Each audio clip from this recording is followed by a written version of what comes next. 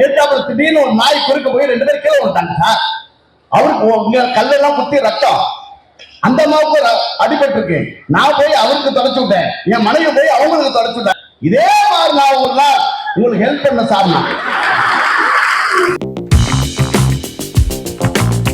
வாழ்வதற்கே என்ற அணி சார்ந்து பேசுவதற்கு அன்பு அண்ணன் பேராசிரியர் நகைச்சுவை புயல் பழனி அவர்களை ஒரு பலத்த கைத்தட்டலோடு பாராட்டி அழைக்கிறோம். வண்ண தமிழனுக்கு அதை வாசிக்கும் போது அழகு, முத்த சரம்போலே அதை தொடுத்து வைக்கும் திறமழகு, சொல்லழகு, பொருளழகு, செந்தமிழை செதுக்கைகளை செல்ல மொழி நடையழகு, மொத்தத்தில் தமிழழகு. எத்தனை புத்தக கண்காட்சி நடந்தாலும் காஞ்சிபுரம் மாவட்டத்தில் நடக்கிற இந்த புத்தக கண்காட்சிக்கே அழகு. அருமையா அன்பான நடுவர், அழகான நடுவர், சிறப்பான நடுவர், அன்புக்குரிய அண்ணன் நம்முடைய ஈரோடு மகேஷ் அவர்களுக்கும், இந்த மாவட்டத்தினுடைய ஆட்சியர் உள்ளிட்ட அத்தனை பேருக்கு, அன்பு சகோதரி அனுராதா மேடம் அவர்களுக்கும் நன்றியை தெரிவித்துக் கொண்டு, உண்மையாவே சொல்றேன், அவங்க 2 பேரும் பேசும்போது எனக்கு ஒரே ஒரு டைலாக் தான் ஞாபகம். உனக்கு என்னமா பைத்தியம், நீ என்ன வேண்டாலும் பேசுற. இப்ப அறந்தாங்கி நிஷாவுக்கு ஒரு டைலாக், இன்னும் என்ன பைத்தியக்காரனாவே நினைச்சிட்டு இருக்கல. நான் சிம்பிளா சொல்றேன் சார், 2 கேட்டுக்கு உள்ள வர்றதுக்கு ஒண்ணு, வெளியே போறதுக்கு ஒண்ணு. இந்த உள்ள வர்ற கேட்ல போகும்போது எல்லாருக்கும் 1000 ரூபாய் தருவாங்கன்னு சொல்லுங்க, வெளியே வர்ற கேட்ல எல்லாருக்கும் 1000 ரூபாய் வாங்குவாங்கன்னு சொல்லுங்க. எந்த கேட்டு வழியா மக்கள் போவீங்க? அது முதல்ல நான் அந்த கேட்ல யோசிச்சு பாருங்க. உண்மை என்னங்க, எதார்த்தம் பேசலாம். அப்படியே நான் உங்க சேவை செய்யறீங்க, நான் இல்லைன்னு சொல்ல, செய்யுங்க. யாரு வேணாம்னு சொன்னா எல்லாரும் செய்ய சொல்லி கஷ்டப்படுத்தாங்களா. நானும் ஒரு நாள் என் மனைவி பைக்ல போனாங்க, எழுத்தாப்புல வந்தவரு மனைவியை கூட்டு வந்தான்னு நினைக்கிறேன். எல்லாத்தையும் யாராவது கூட்டு வர்றாங்க, நான் சத்தியமா ஏற்பட்டாட்டி தான் கூட்டு போறேன். அப்படிலாம் சொல்லாங்க, உண்மையை சொல்றேன். அம்மா நீங்க உங்களை வச்சு அப்படி இட போறாங்க எல்லாரையும். என்னதாங்க சொல்ல முடியும், நான் என்ன அடுத்த விளையாட சொல்ல முடியாது. நான் என் மனைவி தான் கூட்டு போனேன், எழுத்தாப்புல வந்தவரு அவர் மனைவி தான் கூட்டு வந்தான்னு நினைக்கிறேன். எழுத்தாப்புல திடீர்னு ஒரு நாய் குறுக்க போய் 2 பேர் கீழே விட்டாங்க சார். அவருக்கு கல்லெல்லாம் குத்தி ரத்தம், அந்த அம்மாவுக்கு அடிபட்டு இருக்கு. நான் போய் அவருக்கு தொடச்சு விட்டேன், என் மனைவி போய் அவங்களுக்கு தொடச்சு விட்டாங்க. ஏன்னா மாற்றி தொடச்சா பிரச்சனை வந்துடும். அதெல்லாம் கொடுத்து நானே 100 ரூபாய் கொடுத்து இந்த கேஷ் போய் சரிங்க பக்கத்துல கவர்மெண்ட் ஹாஸ்பிட்டல் இருக்குன்னு. அப்ப எனக்கு நன்றி சொன்னா சார், அந்த உதவி செஞ்சல நன்றின்னு சொல்லிருக்கணும். எப்படி தெரியுமா சொன்னாரு, இதே மாதிரி நான் ஒரு நாள் உங்களுக்கு ஹெல்ப் பண்ண சார்னா.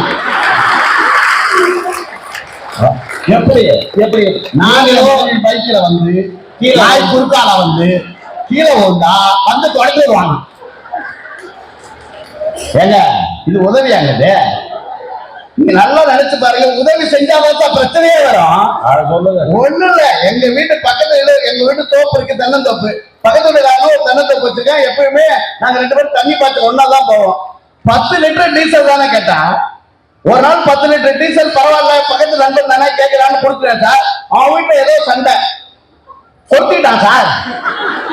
யார் உங்க டீசல் ஊத்தியா? அவன் ஏன் டீசல் ஊத்தி அதுக்கு மறக்காம லெட்டர் வச்சுக்கான். இந்த சம்பவத்துக்கு டீசல் கொடுத்த உதவியே பழனி அண்ணனுக்கு நன்றி தெரிஞ்சுக்கான். நல்லதே போய் சும்மா 10 இருக்குமே, என் குடும்பம் 10 கேள்வி. ஏங்க யாருக்கா உதவி செஞ்சா மதிக்கிறானா சார்? இன்னைக்கு ஒண்ணு சொல்றேன், நான் வாழ்க்கையில யதார்த்தம் சொல்றேன் சார். அப்படியே எல்லாம் ஒன்னா இருக்காங்களா? ஒண்ணு இல்ல சார், நான் வீட்டு வழியா நடந்து வந்திருந்தேன். ஒருத்தர் எல்லாருக்கும் பாயசம் கொடுத்தான் எங்க தெருவுல. சரி எனக்கும் கொடுத்தான், வாங்கிட்டே கேட்டான் என்னடா மாப்பிள்ள என்ன விசேஷம்? எங்க அண்ணன் போன வாரம் கேரளா போனார்ல, 5 கோடி ரூபாய்க்கு லாட்டரி சீட்டு வாங்கினாரு, விழுந்துருச்சு. பரவாயில்லையா, உங்க அண்ணனுக்கு 5 கோடி ரூபாய் வந்து அதுக்கு நீ தம்பி பாயசம் கொடுக்குறேன் என்ன? அதுக்காக கொடுக்கல, அந்த லாட்டரி சீட்டு இன்னோட தொலைஞ்சிச்சு. சத்தியமா வாங்க முடியாது. அதுல ஹாப்பியா இருக்கும். இப்படி இருக்கா சார் சொந்தக்காரன். ஒரு திருடன் ஒரு வீட்டுக்குள்ள போய் புருஷ முன்னாடி 2 பேரும் கட்டி போட்டு வாயில துணி வச்சு அமுக்கிட்டு எல்லாத்தையும் திருடி இருக்கான். இந்த வீட்டுக்காரன் அப்படின்னு இருக்கான். சரி ஏதோ சொல்ல வரான்னு துணி எடுத்துட்டு, என்னடா எடுத்த உடைய பங்காளி விடு, அவன் வீட்லயும் திருடி போ. ஏன்னா நாளைக்கு போலீஸ் வந்து என்ன விசாரிக்கும் போது அவன் என்ன பார்த்து நக்கலா சிரிப்பான். அப்பதான் திருடன் சொன்னா, முதல்ல அங்கதான்டா போனேன், அவன் தான் அட்ரஸ் கொடுத்து உனக்கு அனுப்பி வச்சான். பல வீட்டுல அப்படிதான் இருக்காங்க. இப்ப சென்னையில வெள்ளம் வந்துச்சு பாருங்க. 3 நாள் கழிச்சு வெளில போறேன். ஒருத்தர் கேக்குறாரு, ஏழு மகன் சார், எங்க வீடு அசோகர் பக்கத்துல தானே? ஆமா. வீட்டுல வெள்ளம் உங்க தெருவில் எப்படி? பயங்கரம். அப்பா நீங்கிறான். எப்படி பாருங்க, நான் தண்ணியில மேந்து 2015 எங்க வீட்டுக்கு ரிஷா கூட வந்தா தண்ணியில மேந்து போறேங்க. சைட்ல வந்தவன் என்ன பார்த்தான், சார் நீங்க விஜய் டிவி வருவீங்கல்ல? நான் உயிரோட வருவேன்னானே தெரியல. அடுத்த கேள்வி கேட்கிறேன், சார் அடுத்த வாரம் வருவீங்களா? நான் சொன்னேன், நான் எப்ப உயிரோட வந்தா வருவேன்டா, இல்லைன்னா எல்லா டிவிலையும் வருவேன், பாத்துக்க நியூஸ்ல வருவேன்ட்டேன். சார் ஒண்ணும் இல்ல சார், நம்ம சொந்தக்காரன் ஒருத்தர் உண்மையா ஒரு வீடு கட்டணும் சார். ஒரு சொந்தக்காரர் வந்தாரு, எங்க மாமா தான் வேணும் அவரு. என்ன மாப்பிள, என்ன வீடு கட்ட, இல்ல விஜய் டிவி காசு, என்ன சிமெண்ட் போட்ட? அந்த சிமெண்ட் பேரை சொன்ன சார் நானு. மெட்ராஸ்ல 13 மாடி கட்டுறான், கீழே உந்துது அதே சிமெண்ட் ஆயுத. அட பாடி, அவன் கிரேப்ரஸ் சோர்த்திங்க வந்தவன். விளங்குமா சார் வீடு? ஒரு கார் வாங்கினேன் நான், அப்புறம் நல்ல காரா இருக்க. அவ்வளவுதான். ஸ்ரீபெரும்புதூர் பக்கம் போயிடாத, அடிக்கடி உங்க ஆக்சிடென்ட் ஆகுதா சார்? சொந்தக்காரன் ஃபுல்லா இப்படி இருக்காங்க, அவன் கூட எப்படி சார் நம்ம வாழ வச்சு வாழ முடியும்? நீங்க நல்லா நினைச்சு பாருங்க சார், நீங்க யாரு கொடுத்தாதான் சார் நல்லவன். நீங்க ஒரு நாள் இல்லைன்னு சொல்லி பாருங்க, கெட்டவன் ஆயிருவீங்க. கரெக்ட் தான். சொந்தக்காரன் வந்து உண்மைன்னா கை தட்டுங்க நீங்க. இல்ல உண்மை பழைய இப்ப இருக்கிற சொந்தக்காரன் எல்லாருமே ப்ளூடூத் தான் இருக்கான். பணம் இருந்தா கனெக்ட் ஆகலாம், பணம் இல்லைன்னா டிஸ்கனெக்ட் பண்ணிட்டு போயிட்டே இருக்கான். போயிடலாம் சார். உண்மைதான் சார், எல்லாருமே அப்படிதான் சார் இருக்காங்க. அப்போ நம்ம அவங்கள்ட்ட எப்படி சார் வாழ்றது? நாம வாழ்றதே இங்க பெரிய கஷ்டமா இருக்கு. இன்னொருத்தர் வாழ வைக்கணும்னா நம்மகிட்ட இருந்தாலும் சார் கொடுக்க முடியும். ஒண்ணும் இல்ல சார், நான் யதார்த்தமா சொல்றேன். ஒரு நாள் ஒரு பழம் வண்டியில போய் பழம் வாங்க போனேன். வழக்கமா அவர் தான் அந்த பழம் தருவாரு. வாங்கிட்டு 200 ரூபா சொன்னாரு. 1 கிலோ எவ்வளவுன்னு? ஆப்பிள் 200 ரூபா சொன்னாரு. சரி கொடுத்துட்டேன். கொடுத்த உடனே 180 ரூபா வாங்கிட்டு அந்த 20 ரூபா பிள்ளை கொடுத்தா. திரும்ப பாருங்க, ஒருத்தர் ஒரு பிச்சைக்காரு, ஐயா சரி ஒரு 5 ரூபா போடணும்னு எடுத்தேன் பாருங்க. ஐயா விஜய் டிவிலாம் வர்றீங்களா, 5 ரூபா போடுறீங்களா ஐயா? சார் நம்ம விஜய் டிவில வர தெரிஞ்சிருக்குன்னு ஒரு 10 ரூபா போடலான்னு பார்த்தேன். ஐயா பேராசிரியர் ஆச்சீங்க, 10 ரூபா போடுறீங்களா ஐயா? சரி தெரிஞ்சு வச்சிருக்காங்க, எல்லாமே தெரிஞ்சிருக்காங்க. சரி நம்ம 20 ரூபா போட்ட பாருங்க. அந்த கடைக்காரன் என்ன மாதிரி சிரிச்சான். ஏன் அப்படி கேவலமா சிரிக்கிறாங்க? எதுக்கு இப்ப காசு போட்டீங்க சார்? இல்ல பிச்சை எடுக்கலாம் அதனால போட்டேன். அவனா பிச்சைக்காரன்? அவன்கிட்ட வட்டிக்கு வாங்கிதான் கடையை வச்சிருக்கேன். ஐயோ, இப்ப எவன்கிட்ட காசு இருக்குன்னே தெரியல. உண்மைதான் உண்மைதான். பாம்பேல ஒரு பிச்சைக்காரன் லக்ஸுரி அபார்ட்மெண்ட் ஒன்று வச்சிருக்காரு. உண்மையிலேயே அதை வாடகைக்கு போட்டு அபார்ட்மெண்ட் வாசலே படுத்திருக்கான். உள்ள போறவங்க அவனும் செல்வி வச்சுட்டு போறான். இந்த கபிலா ஆயிடுச்சிருக்கா என்ன பிரச்சனை? அவங்களுக்கு அன்னை தெரசா நினைப்பும்.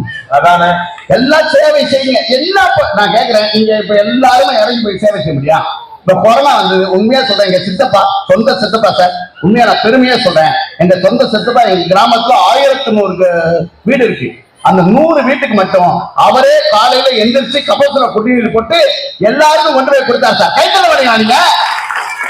ஒரு மனிதர் கபசுர குடிநீர் போட்டு கிராமத்திலே கொடுத்தா 100 பேருக்கு, 100 குடும்பத்துக்கு தினமும் தினமும்.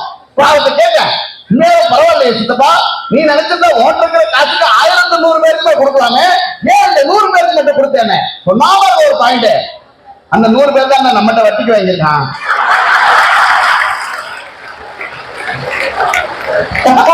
கோயிலையும் சேர்ந்து என்ன பண்றது? அதுதான் கரெக்ட் தான். 2வது அறையில சித்தப்பா போய் சேர்ந்துட்டான், வேற எவனும் தெரியல. அப்புறம் தான் விசாரிச்சு பண்றது, எல்லாருக்கும் ஒரு கிளாஸ் கொடுத்துருக்கா, இவன் ஒரு கிளாஸ் குடிக்க காணும் சார். அதுலயும் கைத்தனமாவே இருந்திருக்கான். வாழ்க்கையில சார் யதார்த்தங்கள் என்ன சார்? இப்ப பணம் எல்லாருக்கும் தேவை இருக்கு சார், எல்லாருக்கும் தேவை இருக்கா சார்? உண்மையே சொல்றேன், வருமானம் என்கிற சொல்லுக்குள்ளதான் சார் மானம் என்கிற சொல்லு இருக்கு. மறந்துடாதீங்க நண்பர்களே. சம்பாதிச்சாதான் உங்களை மதிக்க. ஒண்ணு இல்ல, ஒருத்தர் நிறைய சம்பாதிக்கிறார், அவர் வீட்டை போய் கேளுங்க, சார் இருக்காரா? வெயிட் பண்ணுவோம், சார் குளிச்சிட்டு இருக்காரு. கொஞ்சம் மீடியமா சம்பாதிக்கிறார், அவர் வீட்டுல போய் கேளுங்க, சார் இருக்காரா? சார் ஒண்ணும் சம்பாதிக்கலாம், கண்ட கர்மாந்தரம்னா. சார் இருக்காரு? யாரா சார்? யார் சார்? அவனை கேட்க முடியலா? புறப்பட்டு எடுத்து அந்த அம்மா ஏன் வாழவே வாழல அவனே வாழ அவன் வாழ்ந்து வேற யார் சார்? நம்ம வாழ்ந்தா நம்ம எல்லாம் மதிப்பாங்களா சார்? ஈரோடு மகேஷ் கார்ல வந்து இறங்குறாரு, எல்லாரும் வந்து செல்ஃபி எடுக்கிறாங்க, ஊர்ல டிவியில தெரியுறாங்க, எல்லாருக்கும் தெரியுது. இப்ப ஈரோடு மகேஷ் பரதேச கோலத்துல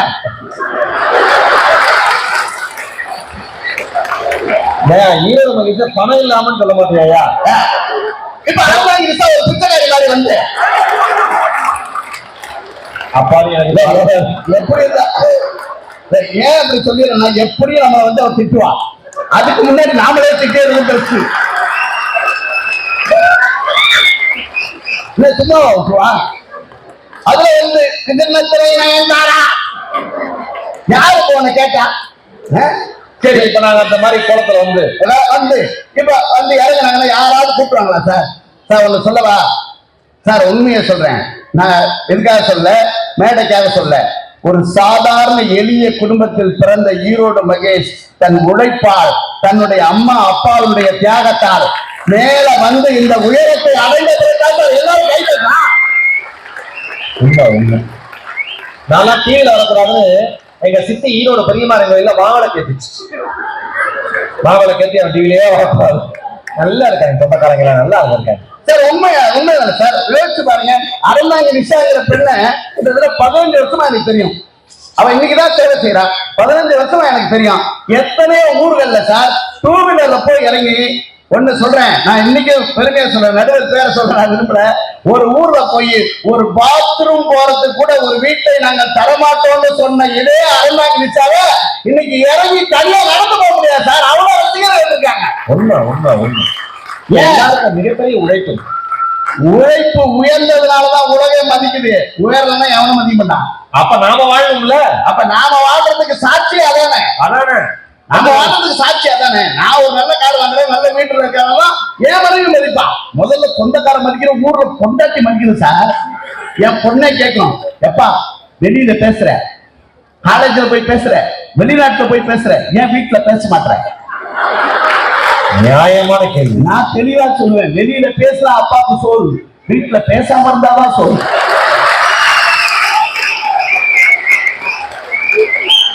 இல்ல இங்க ஒரு அம்மா அப்படி சிரிக்கிறாங்க. என்ன மாதிரிதான் போறது போல. நீங்க பல புருஷன் ஏன் நிலைமையில இருக்காங்க நாட்டுல. பல புருஷன். ஆமா சார், எல்லா புருஷனும் சொல்லுங்க. எல்லா புருஷனும் உண்மையா சொல்றேன். மனைவியை இங்க கூட்டு வந்த காரணம் என்ன? மகேஷ் கொண்ட காரியா சிரிக்க வைப்பாரு. பாதி பேர் இப்ப நிம்மதியா இருக்கிறது என்ன காரணம்? அதுதான் காரணம். ஒன்னே ஒண்ணு சொல்றேன், ஒரு செய்தி சொல்ல நிறைவு செய்றேன். வாழ்க்கையில என்னைக்குமே சார், நீங்க உயர்ந்த வரப்புயர நீர் உயரம், நீர் உயர நெல் உயரம், நெல் உயர குடி உயர குடி உயரம். ஒண்ணு உயர, நீங்க உயர உயரத்தான் உங்களை சுத்தி கூட்டம் இருக்கும். நீங்க உயரலன்னா சார், எம்கேடி தியாகராஜ பாகவதர் கூட கடைசி காலத்துல கண்ணு தெரியாம வெள்ளி தட்டுல கண்ணு தட்டுல சாப்பிட்டு வெள்ளி கிரண்டியில இருந்த அவரு கூட சாதாரண மனிதராக இறந்து போகிற போது யாருமே பக்கத்துல போல சார். அவருக்கு ஏற்பட்ட நிலைமைதான் எல்லோருக்கும் ஏற்படும். சொந்த கண்ணார் ஒன்னே ஒண்ணு உங்கள்கிட்ட சொல்றேன், ஒரே ஒரு செய்தி சொல்றேன். எங்க ஊர்ல ஒரு பெரிய மனுஷன், அவரை கூப்பிட்டு கேட்டேன், எங்க உங்க பிள்ளைய நல்லா படிக்க வச்சிங்களா, எப்படி இருக்கான்? மெட்ராஸ் ஹைகோர்ட்ல பெரிய வக்கீல், நம்ம பையன் தான் தம்பி, கேஸை என் மேலதான் போட்டிருக்கான். யாரு சொத்தை பிரிச்சு அருமை. அது கூட பரவாயில்ல. இன்னொரு பெரிய மனுஷன், அவர் கேட்டேன், எங்க பசங்க கல்யாணம் பண்ணீங்களா? 27 வயசுல முதல் பையன் கல்யாணம் பண்ணேன், கொண்டாட்டி கூட வெளியே போயிட்டான். இது எல்லா வீட்டுலயும் நடக்கிறது தானே. 28 வயசுல 2வது பையன் கல்யாணம் பண்ணேன், அவன் ரொம்ப நல்லவன் தம்பி, என்ன வெளியே போக சொல்லிட்டான். டீசெண்டான அப்பா. முதல் பையன் மேல தெரியல இருக்கா, 2வது பையன் கீழே தெரியல இருக்கா, அப்பா நடுத்தல இருக்கா சார். இந்த மண்ணில் பிறந்த நான் முத்துக்குமார் தான் எழுதினார். இந்த மண்ணில் பிறந்த நான் முத்துக்குமார் தான் எழுதினாரு. ஒரு கோயில்ல சாமி கும்பிடுறப்போ குழந்தைய தோல்ல தூக்கி வச்சு அப்பா சாமி காமிப்பார். நான் முத்துக்குமார் எழுதினார், அப்பாவின் தோளில் ஏறி சாமி பார்க்கிற போதெல்லாம் எனக்கு தெரியவில்லை, ஒரு சாமியின் மீது அமர்ந்து கொண்டுதான் சாமி பார்த்துக் கொண்டிருக்கிறோம் என்று தெரியவில்லை. அருமை அருமை அருமை அருமை அருமை. அந்த அம்மா அப்பாவை நல்லா பார்த்துக்கினா நம்ம நல்லா இருக்கணும் சார். அந்த அம்மாவை நம்ம நல்லா பார்த்துக்கினா நல்லா இருக்கணும். சொல்லவா? ஈரோடு மகேஷ் எழுதிய கவிதையோடு நிறைவு செய்றேன். நிறைய கவிதை எழுதுவார் அவரு, உங்களுக்கு தெரியாது. நிறைய கவிதை எழுதுவார். அவர் அவங்க அம்மாவை பத்தி எழுதினார் ஒரு கவிதை. உங்க அம்மா கேட்டிருக்காங்க ஒரு நாள், எல்லாரையும் பத்தி கவிதை எழுதிருப்பா, என்னை பத்தி எழுதலையான்னு. என்ன எழுதியவள் நீ, எனக்கு உனக்காக நான் என்ன எழுதுன்னு கேட்டார். சார் நான் பர்சனலா யாரையுமே சொல்ல, நீங்க சேவை செய்யுங்க, நல்லது செய்யுங்க, பணம் செய்யுங்க, ஆனா உங்களுக்கு வச்சுக்கிட்டு செய்யுங்க. கரெக்ட். நீங்களா இருந்துட்டு செய்யுங்க. புள்ள பாக்குறான் நல்லா வச்சிருக்கான்னு எல்லா சொத்தையும் எழுதி வச்சுட்டீங்க, ஒரு நாள் நடுத்தருல கண்டிப்பா நிற்பீங்க.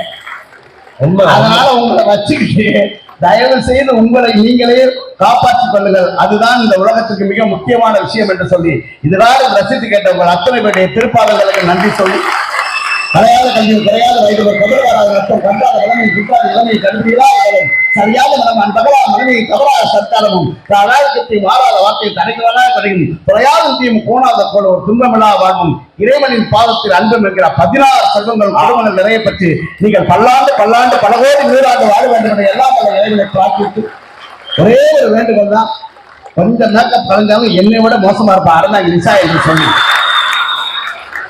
நன்றி சொல்லி விடைபெறுகிறேன். நன்றி, வணக்கம்.